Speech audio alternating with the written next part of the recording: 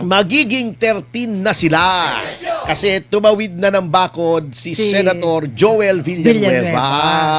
At alam niyo po, baka akala nila ito ay tagumpay ng Senado o ng bloke ni Senator Sherwin Gatchalian. Ito po ay yung nangyayari rito ay isang madilim na araw para sa kasarinlan o independence ng ating Senado. Yan. Alright. Kasi, unang-una, bakit pinatawag tong special session na to? Huwag na tayong maglokohan pa rito, Mr. President. When I say Mr. President Marcos Jr., pinatawag nyo rito kasi gusto nyong kontrolin ang Senado. Pinatawag nyo to kasi para mawala yung gulos sapagkat na-pressure nyo na si Senator Joel Villanueva na lumipat sa bakod ng grupo ni Gatchalian. At paano nyo na-pressure sapagkat may mga kaso po na nakaamba laban kay Joel Villanueva mula sa tuta ninyong ombudsman. Huwag na tayo maglokohan pa. Yan lang po yan ha. Huwag nyo nang insultuhin ang aming talino, ang talino ng mga Pilipino. Alam po namin kung ano pong nangyari dyan. Sinampulan nyo si Jinggoy, nakulong, at sinabi nyo kay Joel Villanueva, pag hindi ka lumipat, pag nagmatigas ka dyan, ay yan din ang sasapitin ninyo. Kasi nyo, mas madaling takutin si Joel Villanueva, tumawid. Okay, that's number 1. Wasak na po ang kasarinlan ng Senado. Klarong-klaro po sa sinabi ni Senator Gatchalian. Kaya sila mag-special session kasi gusto ng Malacanang, gusto ng Malacanang na maayos yung gulo. Gusto ng Malacanang. Kailan ba dapat sumunod ang Senado sa kagustuhan ng Malacanang? Hindi ba ang Senado ay bahagi ng lehislatura? Dalawang chambers ang legislature, the upper house or the chamber of the Senate and the House of Representatives o lower house. Lower house, yes. Oo. Although ayaw nilang sabihin lower house kasi para daw sila ay parang inferior, di ba? Parang mas mahina daw sila sa mga senador. So, House of Representatives, okay, sige. May mga mas magagaling din naman na mga tao sa House na mas magagaling sa ilang senador, patas lang naman sila. Pero ngunit, pagka sinabi mong gagawin natin to kasi gusto ng Pangulo na maayos na yung gulo dyan, sumusunod na kayo sa Pangulo. Sira na po yung independence ng ating Senado. Pinakikita nyo na kayo ay sunod-sunuran sa kagustuhan ng Malacanang. Okay, number 3 puntos. Bakit kailangang tumawag ng special session at kumuha ng isa, mam-pressure ng isang senador para kayo maging 13? That is an explicit admission na yung 12 ay hindi sapat para gawin yung ginawa ninyo. Yan ay pag-amin na ang 12 ay hindi quorum. Yan ay pag-amin na ang 12 ay hindi majority. Hindi po majority ng 24 ang 12, ang majority ng 24 ay 13. Yan ay pag-amin na malabo. Senator Gatchalian, ang iyong pagdepende o pag-rely sa Avellino versus Cuenco. At bakit po hindi talagang matibay? Sapagkat alam nyo, hindi nyo lang sasabihin. Yan ang fault minsan. Hindi ko naman sinasabing ninoloko tayo ni Win Gatchalian. Let's give him the benefit of the doubt. Alam nyo, may history kami niyang si Win. Kaibigan ko po yan. 2 beses lumaban yan. Talagang kinampanya ko yan sapagkat kaibigan ko ang tatay niyan. Pero wala akong hininging kapalit, kahit pera, kahit pabor, ni isang beses. Alam nyo yan, Senator Gatchalian, never akong lumapit sa inyo na humingi ng pabor sa inyo. But lately, Senator Gatchalian has been receiving bomb advice from his legal advisors. Ewan ko kung ang legal advisor niya, yung dating dean ng law school ng One Ball University. Kasi nung nasa Senado po ako at nire-represent ko si Cassandra Leong, alam nyo, sabi ni Senator Gatchalian nung pinayuhan ko ang aking kliyente na to invoke the right to remain silent and the right against self-incrimination. Alam niyo, sabi ba naman ni Win, I think your lawyer is giving you bad advice. Oh.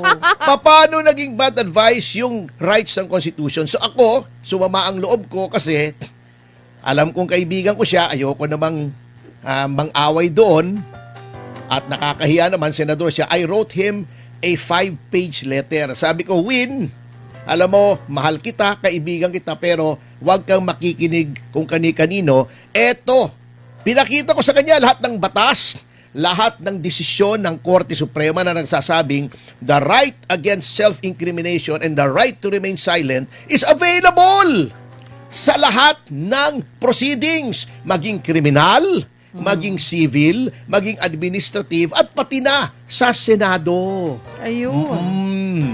Nakalagay po roon sa klarong-klaro.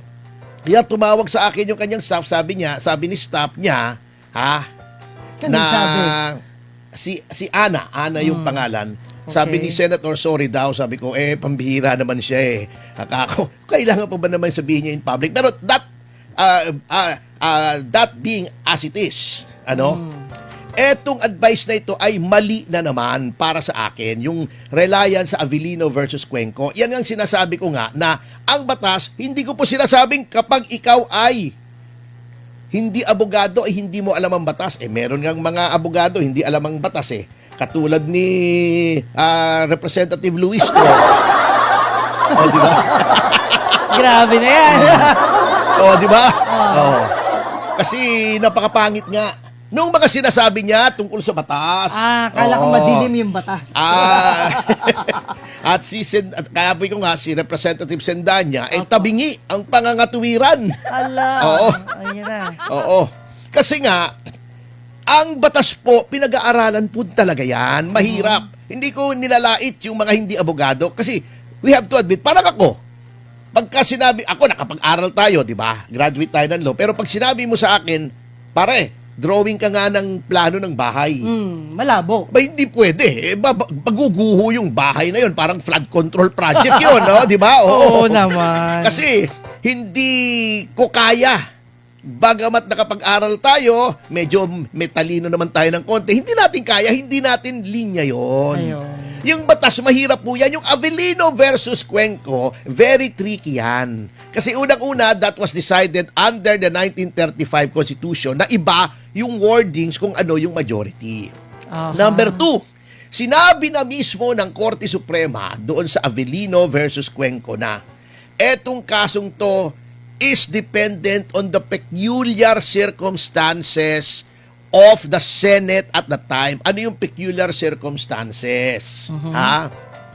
Yung isa ay nasa abroad. Therefore, beyond the reach of the compulsory processes of the Senate. Number 2, yun pong Avellino versus Cuenco, nag-umpisa po yun ay may quorum. And then later on, nawalan ng quorum. Okay. Ito po, nag-umpisa, wala ng quorum yung ginawa ni Gatchalian. Okay? Okay, number 3, doon po sa Avellino, tinry muna nilang makakuha ng quorum. How? By trying to arrest yung mga absent members. Kasi may kapangyarihan po ang Senate President na gawin yun. Dito, wala silang ginawang ganon. Marami pong pagkakaiba noon. Eto, walang nasa abroad, walang quorum at the start, hindi katulad ng Avellino, at hindi po tinry na gamitin yung compulsory process para magkaroon ng quorum. Ibang-iba po yung Avellino. Kaya yan po ang dapat pinag-aaralan. Kaya nga po, yung sinasabi nila, eto, nagsampa na ng reklamo or petisyon sa ating Korte Suprema ang grupo ni Alan Peter Cayetano. At ang akin pong opinion dyan ay bilang isang payak na abogado na small time lang naman, ay dapat po desisyonan ng Supreme Court yan. Notwithstanding na maaring maging moot and academic ang issue kasi kung makaka-30 na po sila ngayon. At 30 na sila ngayon. Bakit? Sapagkat napakahalaga po na i-determine kung yung ginawa nung una, nung Gatchalian Black, na bigla silang nag-session na 12 lamang sila, bigla nilang dineclare na may quorum at sila ay dineclare nilang vacant ang lahat ng posisyon. Pwera lang daw ang Senate President. Magulo nga po ang kanilang stand eh. Hindi dineclare nilang vacant lahat ng posisyon ng Senado, no? Pero hindi yung nila SP hindi. sabi nila hindi namin kayang mag-elect ng SP kasi 13 kailangan sa SP. Ayon daw sa konstitusyon, nakalimutan nila na sa sarili nilang rules, yung Section 2, Rule 2, Section 1, o Section 2 yata, ay nakalagay doon na sinunod nila yung rule sa konstitusyon sa lahat ng officer. Sinabi nila, not only the Senate President, but all the officers of the Senate, dapat majority of all the members of the Senate. Okay?